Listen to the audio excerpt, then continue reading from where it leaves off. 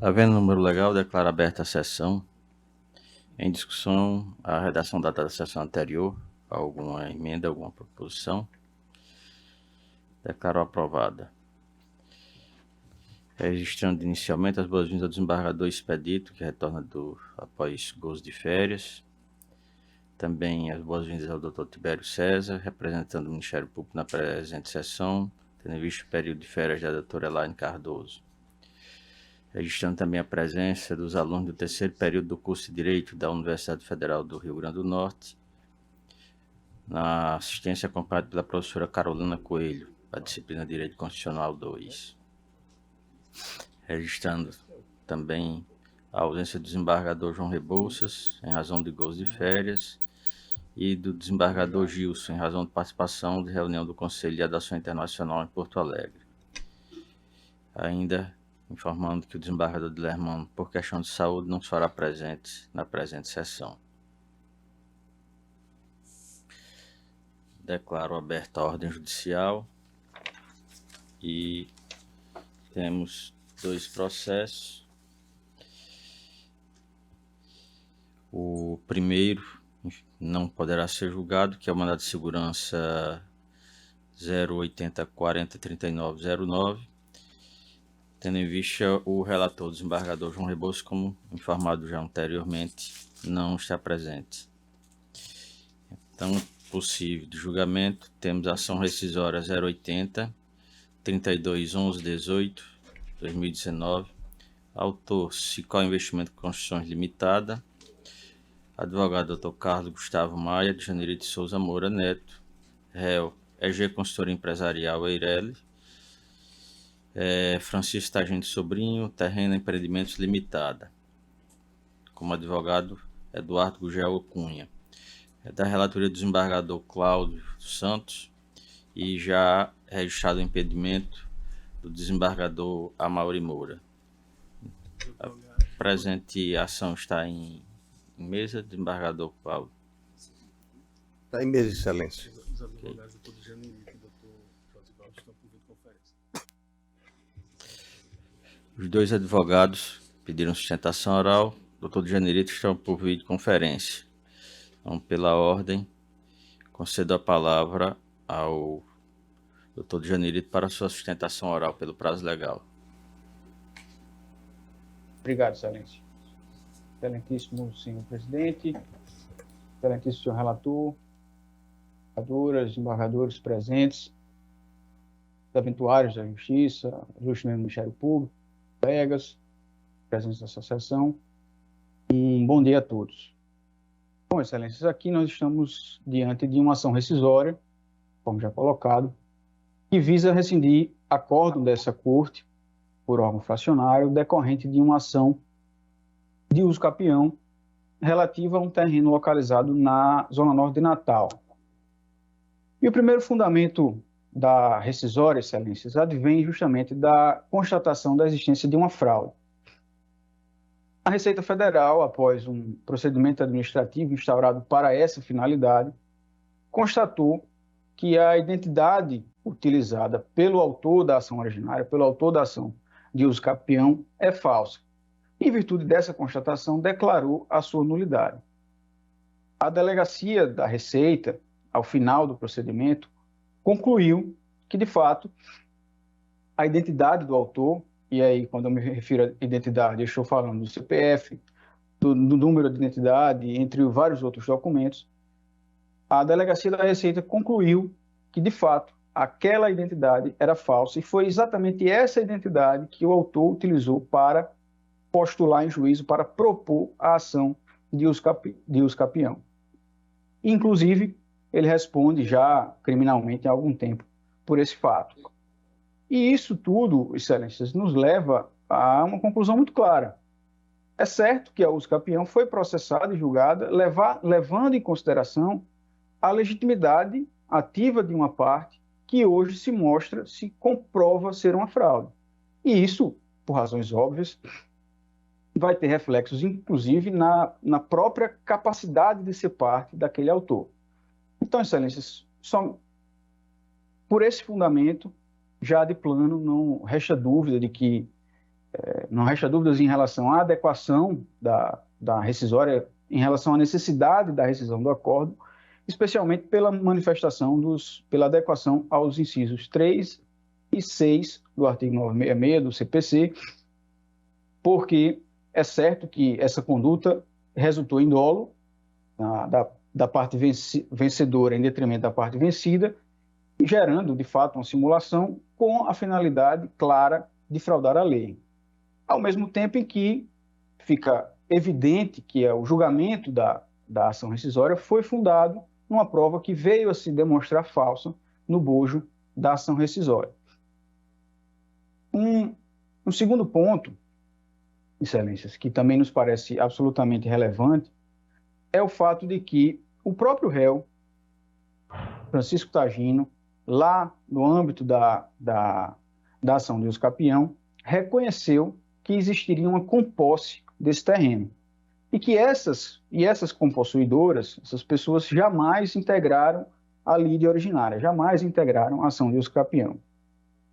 Existem 2 documentos no processo que são 2 seções de direitos possessórios que foram apresentados pelo próprio autor da uso capião.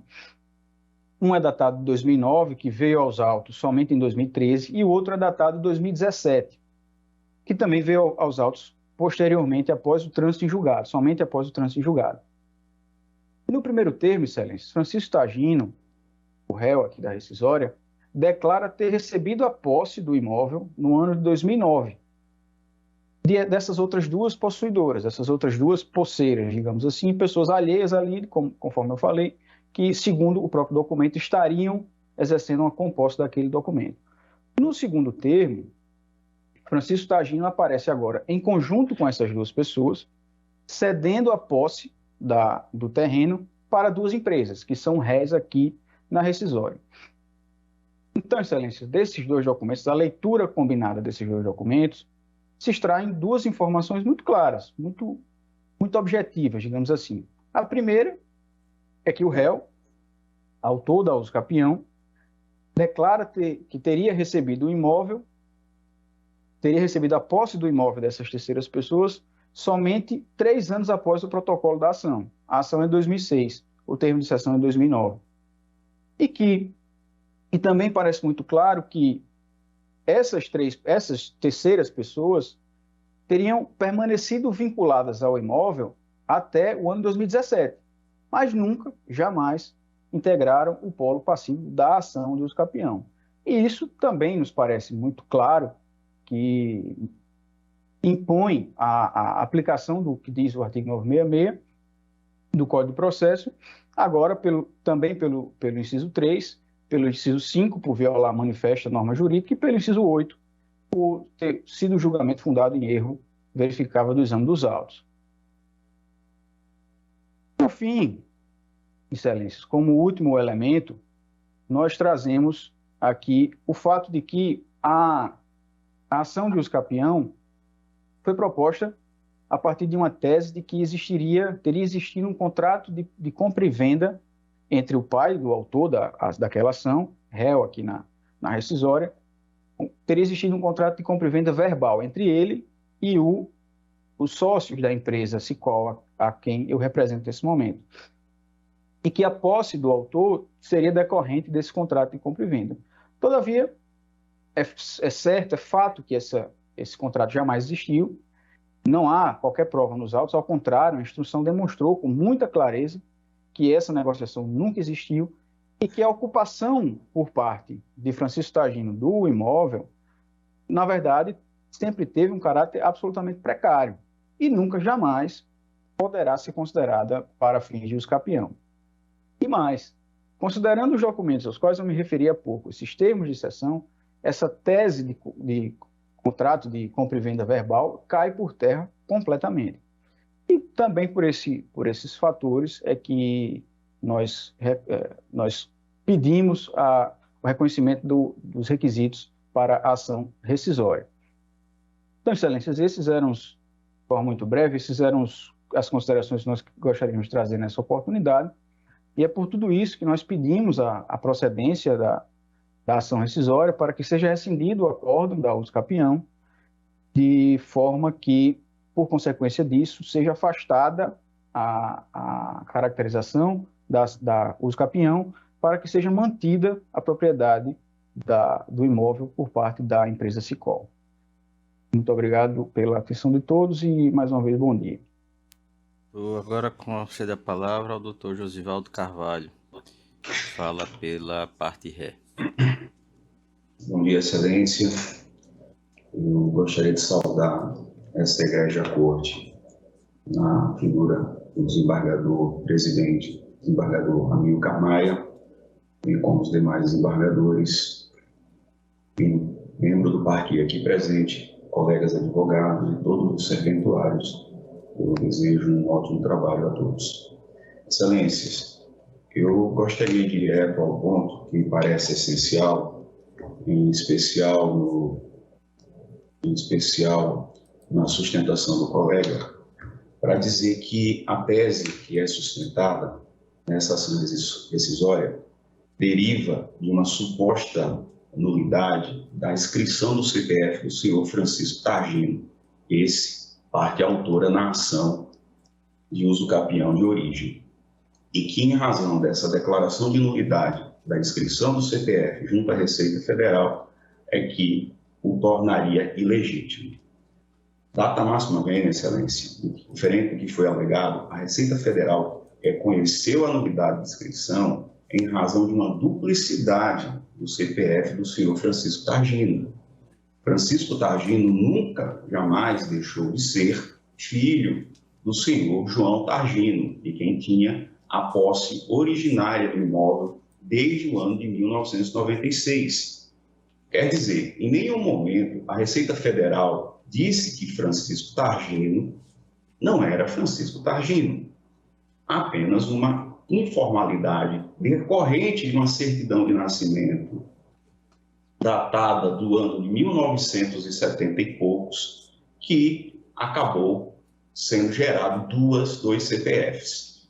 Isso é para dizer que, em razão do senhor João Targino, pai de Francisco Targino, ter tido a posse originária do imóvel em razão da sua morte, a tese da intervestio possessionis não muda nos autos, independente desse cancelamento de CPF.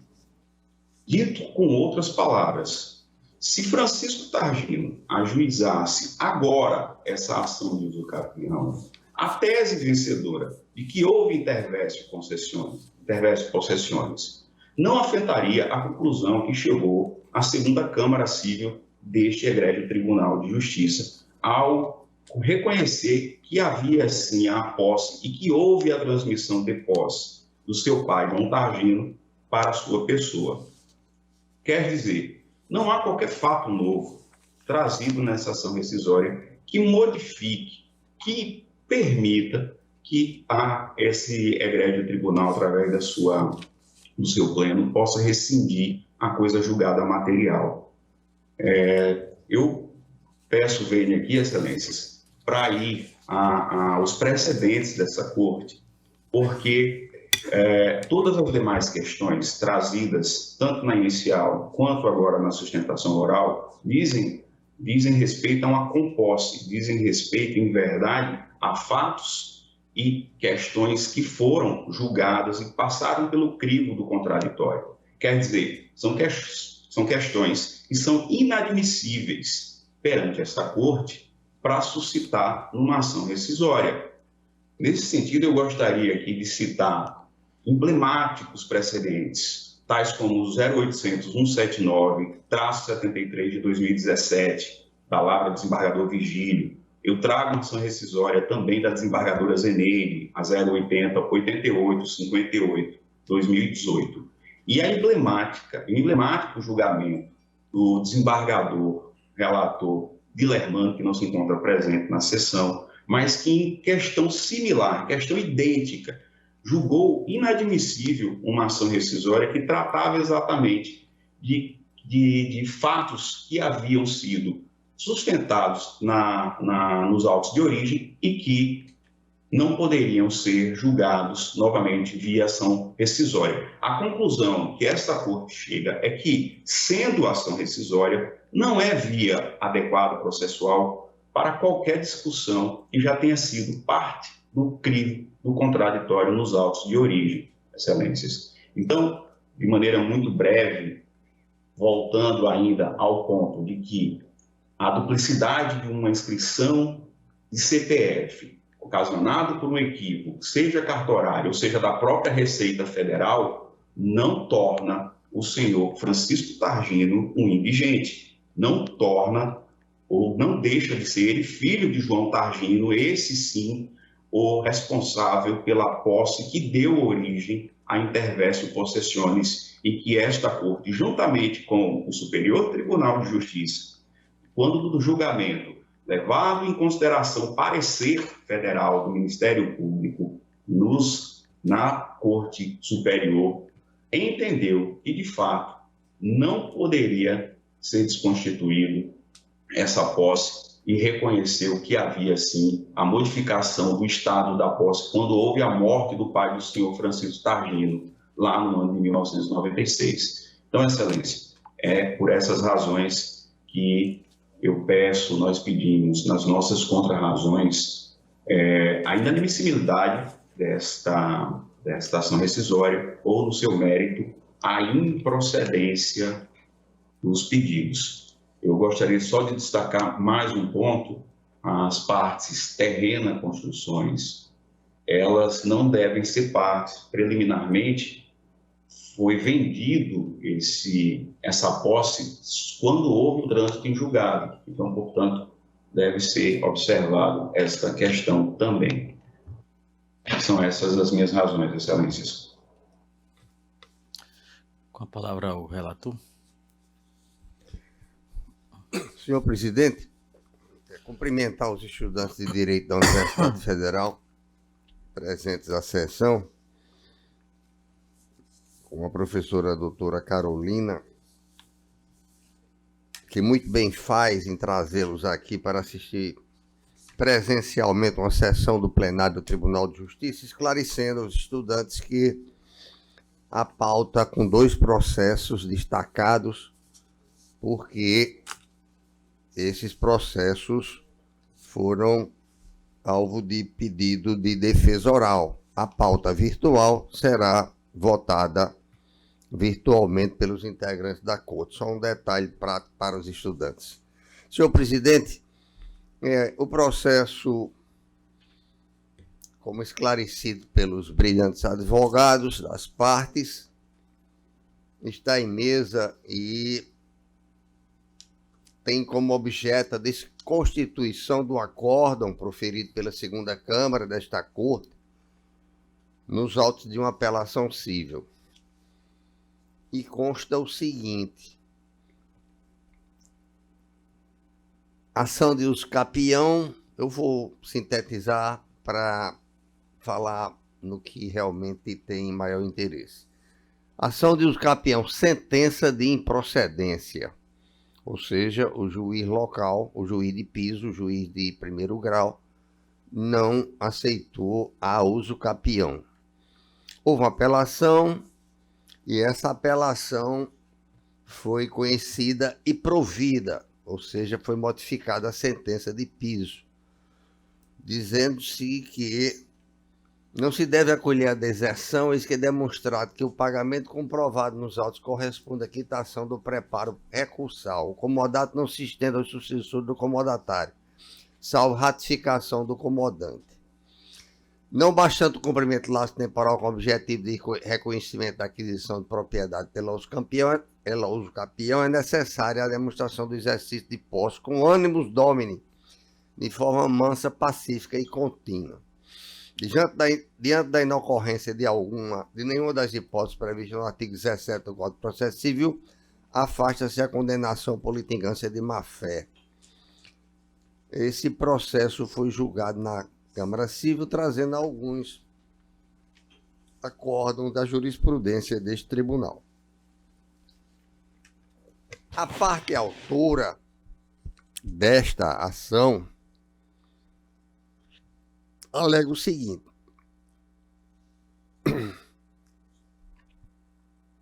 no que interessa, o pedido foi julgado improcedente em primeira instância, sendo o autor condenado em litigância de má-fé, tendo o egresso Tribunal de Justiça pelo órgão fracionário reformada a sentença para acolher o pedido inicial. O referido acórdão violou os artigos 2º e tal do CPC, 492 também. A ação de uso capião foi ajuizada a partir de nome, RG, CPF e PIS declarados falsos, tendo, portanto, o autor engendrado uma farsa inaugurada propositadamente, o que interfere na sua própria capacidade de ser parte do processo. Não obstante a ação ter sido intentada apenas por Francisco Tagino da Silva, isoladamente, há documentos nos autos que comprovam a existência de compostos com as pessoas de Maria Antônia da Silva e Francisca Tagino da Silva, no instrumento particular de cessão de direito, datado de 30 de 10 de 2009, não obstante o mesmo ter declarado em audiência que não tem nenhum documento relativo à posse. O acordo reconheceu a existência de comodato, tese totalmente divergente das alegações trazidas na inicial do autor daquela ação, que defendia a posse por compra e venda, inexplicavelmente admitiu que o poder exercido pelo apelante sobre o bem imóvel seja transformado, transmudando-se em uma posse uso capione. Foram opostos em pago de declaração para posicionamento sobre o fato que não haveria, abro aspas, como se reconhecia os capião no caso concretamente examinado, eis que, considerada a alegada data da posse, esta teria de 10 anos e não de 20, como estava consignado no acórdão, tendo, contudo, novo acórdão alterado substancialmente o que anteriormente se houvera dito, para passar a aplicar à espécie o CPC 2002, reduzindo o prazo da prescrição aquisitiva da posse para 10 anos, contrariamente ao que já estava assentado em um acórdão primitivo, situação nítida de reformácio in pejus. É um detalhe realmente interessante.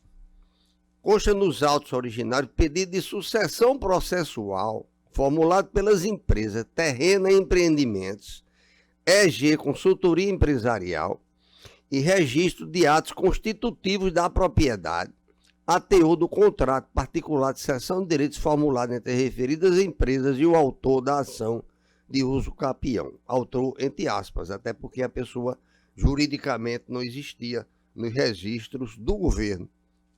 Registro de controle das pessoas físicas.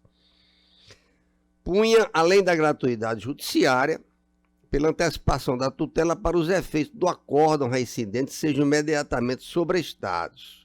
No mérito, requer a procedência do pedido de rescisão para afastar a caracterização de uso capião sobre o imóvel situado na Avenida Doutor João Medeiros Filhos, esquina com a Rua Construtor Severino Bezerra, devidamente registrado no 3º ofício de notas. O relator deste processo deferiu a antecipação da tutela como medida cautelar. Francisco Tagino da Silva apresentou contestação, sustentando em suma que preliminar de incompetência, impugnação à justiça gratuita, preliminar de manifesto de inadmissibilidade.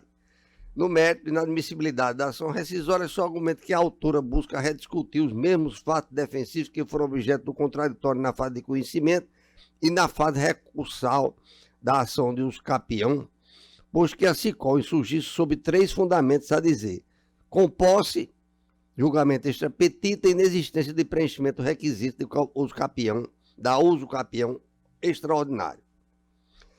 Diz ainda a parte contestante, diferentemente do que deixou em TV a parte, a autora da decisão reincidente não admitiu o fato inexistente, bem como também não considerou algum fato inexistente que efetivamente tenha ocorrido, de acordo com a redação do inciso 8º do artigo 966 CPC, pois que o deciso impugnado lastreou-se em fatos absolutamente incontroversos. Fatos admitidos pela própria SICOL, tanto quanto ao lapso temporal de prescrição aquisitiva, como no contrato comodado pré-existente, junto ao pai do autor, seu João Tagino da Silva, afastando assim a precariedade da posse do senhor Francisco Tagino, seu sucessor.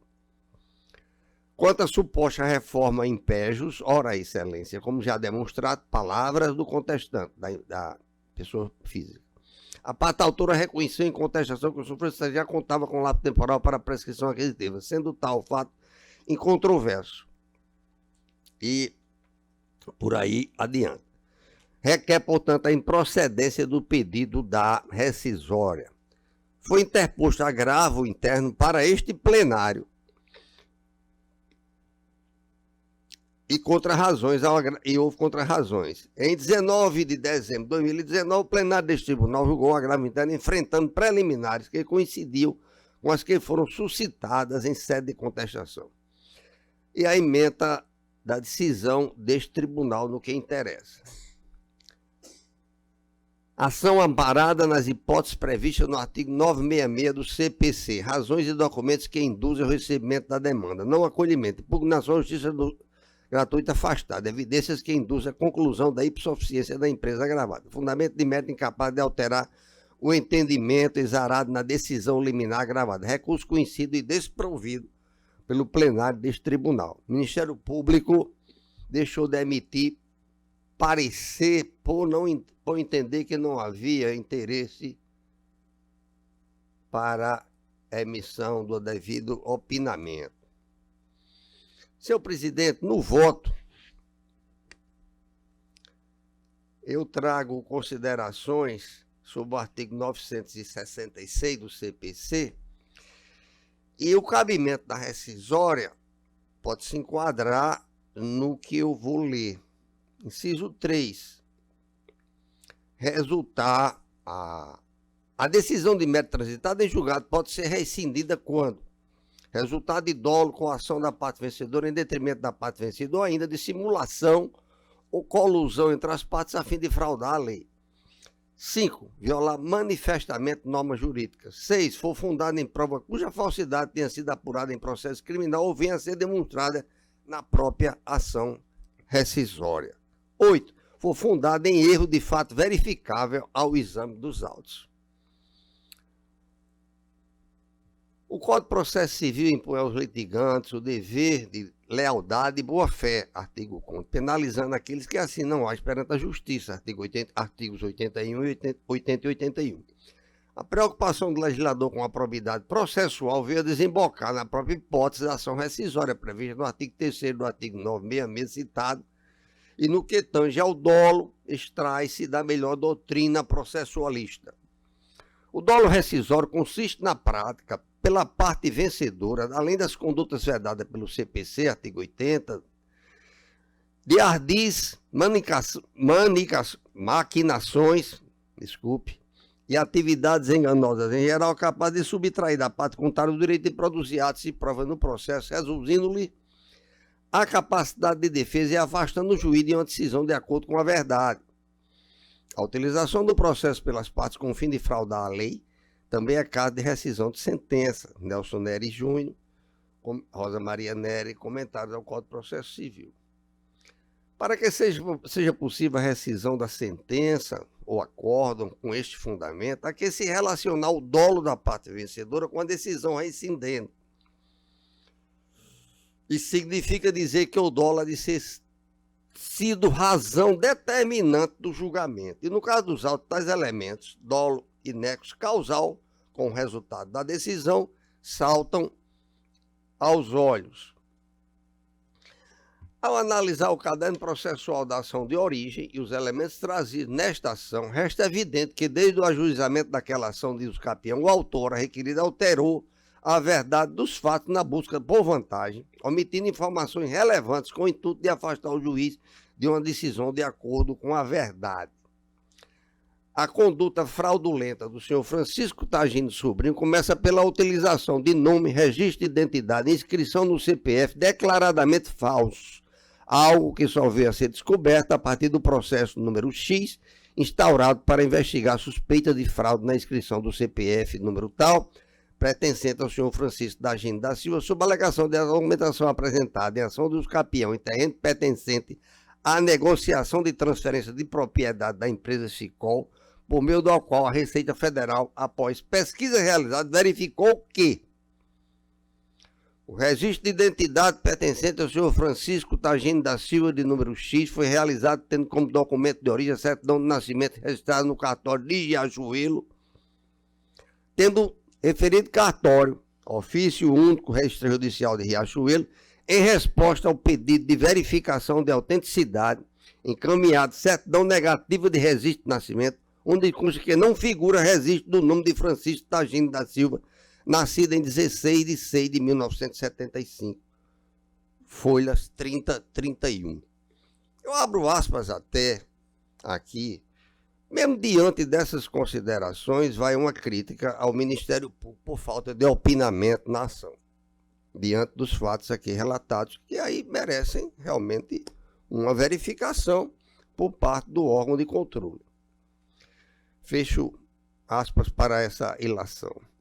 Enviado ofício ao ITEP para verificação da autenticidade do supracitado registro de identidade, houve posicionamento no sentido de que é fraudulento, palavra do ITEP, o registro de número X em nome do senhor Francisco Tagino da Silva, tendo como documento de origem a certidão de nascimento que não existe no cartório de Riachuelo. Para o ITEP, com a mesma fraudulenta, abro aspas, certidão de nascimento do cartório, foi gerado o registro de identidade número X, desta feita em nome de Francisco Tagino Sobrinho, o qual tem os mesmos dados cadastrais de Francisco Tagino da Silva, não Francisco Tagino Sobrinho. O cartório de Riachuelo, por sua vez, informou que consta dos seus assentamentos a certidão de nascimento pertencente a Francisco Tagino Sobrinho. Item os dados cadastrais do senhor Francisco Tagino da Silva e Francisco Tagino Sobrinho são os mesmos, nome da mãe, endereço, data de nascimento, assim como declarações do imposto de renda da pessoa física para os dois CPFs, e os dados de rendimento proveniente da pessoa jurídica são do mesmo CNPJ 0559, pertencente a F. Tagino Sobrinho Colégio, tendo como responsável o senhor Francisco Tagino Sobrinho, CPF número tal, dessa pessoa jurídica que já aparece aqui numa situação extravagante. Laudo de exame pericial papiloscópico, onde se conclui que os dois registros constantes do ITEP, prontuário número X e X, em nome de Francisco Tagino da Silva e Francisco Tagino da Silva, as digitais analisadas pertencem à mesma pessoa. Nesse contexto, houve a publicação do ato declaratório executivo número X com o seguinte teor. O delegado da Receita Federal, no de suas atribuições que lhes são conferidas em tendo em vista o disposto no artigo 17, 18 e 19 da Instrução Normativa número X, e ainda o que consta do processo administrativo número X, declarou nula, por motivo de fraude, a inscrição no CPF sob o número X, em nome de Francisco Tagino da Silva, com efeitos retroativos à data da inscrição, é salvado o disposto no parágrafo 1º do artigo 19 da citada Instrução Normativa. O cenário evidencia, portanto, que a ação de Uscapião foi distribuída, processada e julgada, levando em consideração a legitimidade de uma parte que hoje se revela uma fraude, tendo em vista que o nome, o registro da identidade e a inscrição são comprovadamente falsos, implicando diretamente, inclusive, na capacidade de ser parte. Mas não é só. Senhor presidente, eu vou esclarecer um pouco mais do que eu costumo, porque eu acho que a matéria merece uma certa relevância por ser uma ação rescisória, com a qual nós temos todos os cuidados processuais de estilo. Mas não é só. Diferentemente do que foi dito na sua petição inicial da ação de Uscapião, ficou provado naqueles autos que o imóvel Uscapião não foi adquirido pelo seu genitor do senhor Francisco através de contrato de compra e venda verbal. O terreno, em verdade, possui registro público pertencente à empresa Sicol, autora desta ação, e foi dado em comodato ao genitor do senhor Francisco pelo sócio da Sicol, senhor Moacir Maia, já falecido. Esses fatos são esclarecidos pelo depoimento de Carlos Alberto Maia, que afirma, abro aspas, o terreno objeto da Uscapião foi adquirido na década de 60, e foi adquirido de um senhor chamado Jeremias, que existe uma escritura que o imóvel foi adquirido diretamente pela Sicol, que a Sicol fez obra de pavimentação em Natal e usava o terreno como usina de asfalto. Fechou aspas. Tendo elucidado ainda que não havia um contrato de comodato com o senhor Tagim. E o senhor Moacir Maia autorizou a Choque a utilizar o terreno como estacionamento, que a renda do terreno deveria ser usada para a manutenção do terreno e que fiscalizava o terreno e que isso pode ser comprovado por seu motorista de nome João. Ouvido na condição de testemunha, João Lopes de Macedo contextualizou que, aspas, trabalhou 43 anos para o senhor Moacir Maia e após o seu falecimento continuou trabalhando para a família, ratificando tudo quanto foi dito por Carlos Alberto Maia, o anteriormente citado, especialmente que após o término da usina de asfalto, uma pessoa de Extremóis pediu ao senhor Moacir que o senhor Tagino fosse morar no imóvel para cuidar do terreno, que o terreno era usado como estacionamento da casa de show, e que ia constantemente ao terreno do senhor Moacir, ia no local mês a mês, às vezes 15 em 15 dias, que quando o senhor Moacir não podia ir ao local, pedia ao depoente que fosse só. O senhor Moacir faleceu em 2005.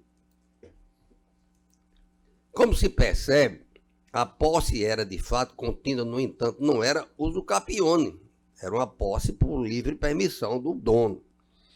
Razão que levou o juiz singular a julgar improcedente o pedido de usucapião, tendo inclusive condenado o senhor Francisco por litigância de má-fé. Embora desnecessário, senhor presidente, senhores desembargadores e desembargadoras, embora desnecessário, faço questão de citar aqui alguns trechos da sentença. Por força disto, tenho plena convicção de que a ocupação exercida no imóvel pelo autor possui caráter precário, sem ânimos domini, não sendo tolerada pelo proprietário.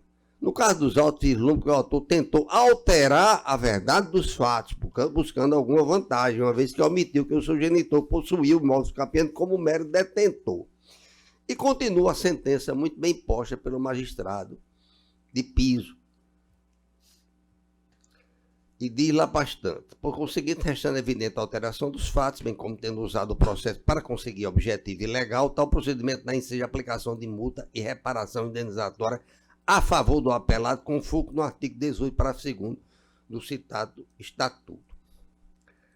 Mas as omissões que o do senhor Francisco não param por aí. Para que não houvesse qualquer oposição à pretensão aquisitiva, o ora réu citou também em omitir dolosamente a existência de compossuidores da área objeto da lide, ou pretensos compossuidores, o que restou evidenciado no ano de 2013, com a apresentação de um instrumento particular de cessão de direito datado de 2009, na qual figuram como cedentes as pessoas de Maria Antônia da Silva e Francisca Tagino da Silva, e cujo objeto consistia na cessão gratuita de posse que detém as cedentes relativa à porção de terra situada na Avenida João Medeiros Filho, esquina com o construtor Severino Bezerra, correspondente aos lotes 304, 305 e parte dos lotes 303, 307 do loteamento Parque Floresta, medindo aproximadamente 10.800 metros quadrados. Ora, se no imóvel residiam o senhor Francisco e suas duas irmãs, estamos diante da necessidade de formação no litisconsórcio passivo necessário, de sorte que a ausência da indicação de compossuidores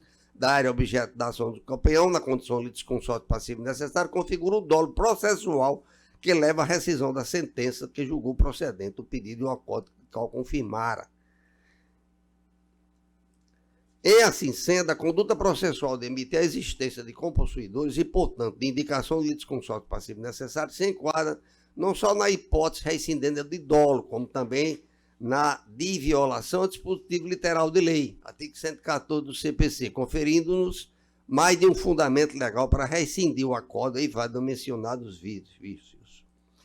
Ora, salta aos olhos que o acordo é incidente diante de todas as evidências, tenha reformado sentença de improcedência, merecendo e exige que, em seguida ao julgamento da empresa apelada, autorizamento da ação acessória, opôs em pago declaração, arguindo suspeição do relator do voto condutor na apelação cível. Detalhe interessante. O que foi rejeitado, pois, segundo a relatora do desembargo, o fato de o advogado do autor apelante ter produzido o prefácio da obra particular do alídio do magistrado não possuiria o condão de configurar a ocorrência de interferência no seu juízo de valor.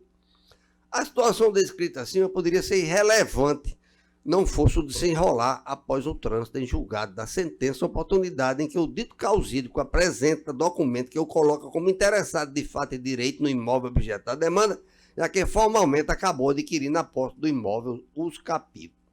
Com efeito, a descrição de todos esses fatos convence este julgador a concluir pela ocorrência dos vícios rescisórios previstos nos incisos 3 e 5 do artigo 966 do CPC, que autoriza a desconstituição do acordo reincidente. Forte nestas razões, em juízo reincidente, julgo procedente a ação rescisória para que desconstituir a coisa julgada formada na ação de usucapião extraordinária número 00228.152.19, 2006-8-20-001, e em juízo rescisório, julgo provimento da apelação civil confirmando os tempos da sentença de improcedência. Condena a parte ré nas custas processuais, bem como nos honorários advocatícios de sucumbência, conforme o artigo 85, parágrafo 2º do CPC, a habitante tem 10% sobre o valor da causa, e é como voto, senhor presidente. Verificando aqui já no sistema, os demais registraram voto acompanhando a posição de Vossa Excelência. Como já disse, apenas constando o impedimento do desembargador Amaury. E assim, proclamo a unanimidade nos termos do voto do relator. Não havendo mais processos judiciais, como Vossa Excelência já ressaltou, os demais não houveram destaques, serão julgados na sessão virtual. E face à ausência do desembargador João, o primeiro mandado, que era o mandado de segurança destacado pela sustentação oral, não vai ser possível de julgamento. E assim sendo, nada mais havendo a tratar na ordem judicial, declaro encerrada. Podemos, Excelência. Declaro aberta a ordem administrativa.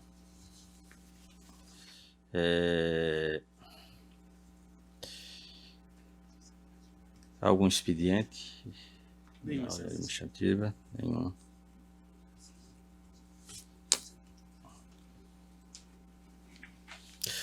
Nos feitos na ordem administrativa nesta pauta, nós temos uma proposta de vários enunciados administrativos, mas fui informado que esses enunciados eles foram encaminhados para a pasta na segunda-feira, mas acho que por lapso não foi encaminhado o devido ofício a Vossas Excelências. Eu não sei se alguns dos colegas tiveram a oportunidade de tomar conhecimento desses enunciados, que na realidade são frutos das decisões reiteradas em caráter administrativo da presidência. Eles têm a finalidade apenas de trazer um pouco mais de celeridade nos julgamentos nas ofertas de pareceres do núcleo de assessoramento da presidência. Foi encaminhado também um relatório com a fundamentação legal e as referências dos processos já julgados em referência a cada enunciado. Caso os colegas não tenham tido a oportunidade ainda de examinar, a gente pode deixar para a próxima semana. Mas se tiver alguns colegas que tiverem tido a oportunidade de examinar, nós podemos apreciar na data de hoje. Como eu não... Hein, desembargadora? Estou dizendo, nós estamos concordando, nós Por mim não tem problema também não. Ok. O relatório está pronto. Então, submetendo em blocos os enunciados de 1 a 16 as propostas de enunciados, indago se todos aprovam. Próximo. Então, aprovados os enunciados. Presidente, eu peço licença para me retirar, que eu estou com uma dificuldadezinha aqui, uma reação alérgica por um medicamento que eu tomei ontem de noite e vou de urgência ali para o médico. Ok, desembargador. Conceder autorização. Estou com reação alérgica braba.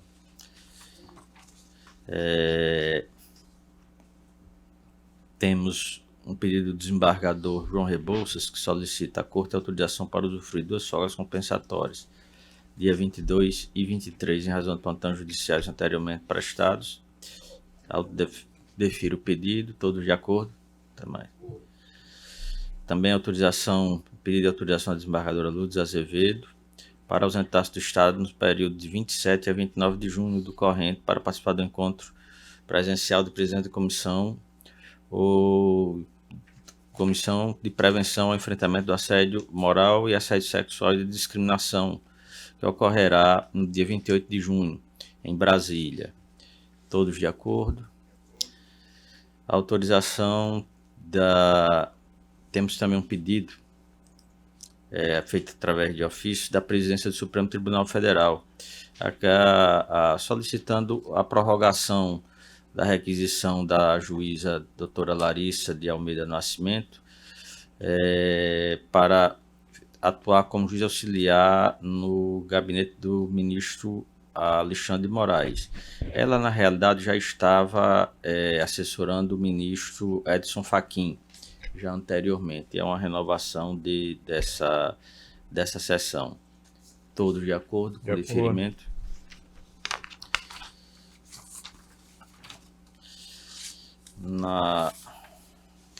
Não temos mais processos administrativos, mas eu passaria a presidência ao desembargador Glauber para um pedido. Pois não, senhor presidente, assumo a presidência com muita honra e devolvo a palavra a Vossa Excelência. Amanhã eu peço autorização da Corte para me ausentar. Não vou me ausentar do Estado, mas vou estar ausente em virtude de deslocamento ao interior, porque vou fazer uma visita às obras do Fórum de Açu, depois dirigir-me até Serra Negra do Norte, onde nós iremos inaugurar o anexo remoto lá para acessibilidade do jurisdicionado, uma vez que face a agregação da comarca a Caicó. E também passaremos em Caicó para participarmos da homenagem ao Dr. Luiz, que faleceu o ano passado, onde vai ser erigido um busto em homenagem ao Dr. Luiz em Caicó. E logo em seguida também voltaremos e faremos uma visita ao fórum, à construção do Fórum de Currais Novos, na sexta-feira. Sendo assim, peço autorização da Corte para essa ausência, comunicando também ao desembargador Glauber, porque pode, em virtude desse deslocamento no interior, pode ter dificuldade de comunicação conosco. Perfeito. Todos de acordo? De acordo. Aprovada a unanimidade, devolvo a presidência a Vossa Excelência. Comunicações e proposições. Nós temos uma moção de congratulações pela passagem do natalício da nossa secretária judiciária, da senhora Valteise Gomes Barbosa, que ocorrerá na próxima sexta-feira, dia 16. Também congratulações pela passagem do natalício do desembargador João Rebouças, o qual ocorrerá na próxima quarta-feira, dia 21. Todos de acordo com as proposições? De acordo. Desembargador Amauri, alguma comunicação, proposição? Não tenho, excelência. Desembargador Cláudio Santos teve que se ausentar. Desembargador Expedito. Nem, excelência, só agradecer o voto de boas-vindas depois de minhas férias, excelência. Desembargador Vivaldo. Não tenho, excelência. Desembargador Saraiva. Senhor presidente, tão somente para me somar o registro feito por Vossa Excelência e secundado pelo desembargador Cláudio Santos, pela presença dos estudantes da Universidade Federal do Rio Grande do Norte, sejam todos bem-vindos, que voltem sempre, realmente, estar presente numa sessão, não só nesse plenário, mas em qualquer Câmara, em qualquer juízo, é um aprendizado que se leva eternamente. Até porque o amanhã serão dos senhores. E eu vislumbro aqui juízes, promotores, desembargadores presentes na assistência. Sejam todos bem-vindos. Desembargador Vigílio, comunicação e proposição. Não tenho nada a propor, senhor presidente, senão aqui também eu faço registro, até porque eu sou da casa da Universidade Federal e fico muito feliz. Não vi ali a professora Carol, mas enfim, que é a nossa coordenadora. Mas juntamente com o... Tá ali ela. Tá, ok. Eu quero me juntar aqui ao desembargador Saraiva e Cláudio Santos, que falaram sobre os alunos. Só isso, presidente. Desembargadora Zeneide. Senhor presidente, também fazendo uma elogia aí à nossa professora, que tem muito contribuído para essa vinda dos alunos aqui ao nosso pleno. E também dizer que amanhã, dia 15, nós estaremos inaugurando instalando, aliás, o Centro de Atenção às Vítimas, mais um, que já é de conhecimento de Vossa Excelência, mas que aqui a gente faz um convite, porque estávamos esperando a equipe interdisciplinar do Centro de Atenção às Vítimas. Então, estaremos aí fazendo essa instalação lá no próprio fórum, né, de Mossoró, às 14 horas. Todos estão, então, convidados. Ok. Desembargador Glauber. Do mesmo modo, senhor presidente, as boas-vindas aí ao... Desculpe, desembargador Ibanez. Não é. Vossa Excelência já sabe que eu não tenho proposição. Sem problema. Desembargador Glauber. Isso, senhor presidente. Então, existe a satisfação de ter aqui os alunos da Universidade Federal do Rio Grande do Norte. Sejam todos bem-vindos. Desembargador Cornélio. Não tenho nenhuma proposição, senhor presidente. Só me associar às que já foram feitas. Desembargadora Lourdes. Excelência, parabenizando também a professora que trouxe todos os alunos aqui da universidade para acompanhar a sessão e desejá-los boas-vindas e muito sucesso isso no futuro profissional. E só para comunicar que fechou o primeiro número da revista do Poder Judiciário com a publicação do artigo Um Olhar sobre a Autocomposição e Ações Restaurativas a partir do Ministério Público do Estado do Rio Grande do Norte, da autoria do promotor de justiça Marcos Aurélio de Freitas Barros e do servidor Paulo Rogério dos Santos, também do Ministério Público. E no segundo semestre já estamos também anunciando o fluxo, né, editorial, que serão recomendando aqui, né, a leitura da revista e também aguardando artigos para serem publicados no segundo semestre. Era isso, Excelência.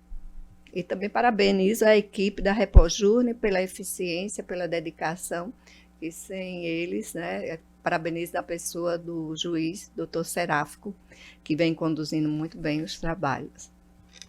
Fazer um último registro, desembargador Glauber. Nós pretendíamos ir também visitar o Fórum de Pau dos Ferros, mas como o contrato com a construtora foi rescindido em virtude dos problemas recorrentes, estamos com a outra licitação em andamento para ser concluída no final do mês. Quando estivermos com o resultado disso e a nova construtora, nós pretendemos também ir lá em Pau dos Ferros para visitar o fórum lá e dar celeridade da retomada das obras, fazendo um registro que é a terra natal de Vossa Excelência, para que fique ciente que nós não vamos lá e esquecemos de Pau dos Ferros, é só porque a visita, e visitar hoje não traria nenhuma, digamos aqui, resultado, porque nós não temos nenhuma empresa trabalhando na continuidade da construção.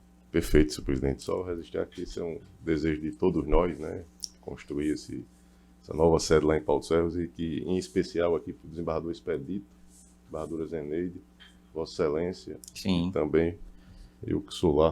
O desembargador Cornélio também passou lá pela região, tem um bem-querer pelo Alto Oeste. Ok. Nada mais tendo a tratar, declaro encerrada a sessão.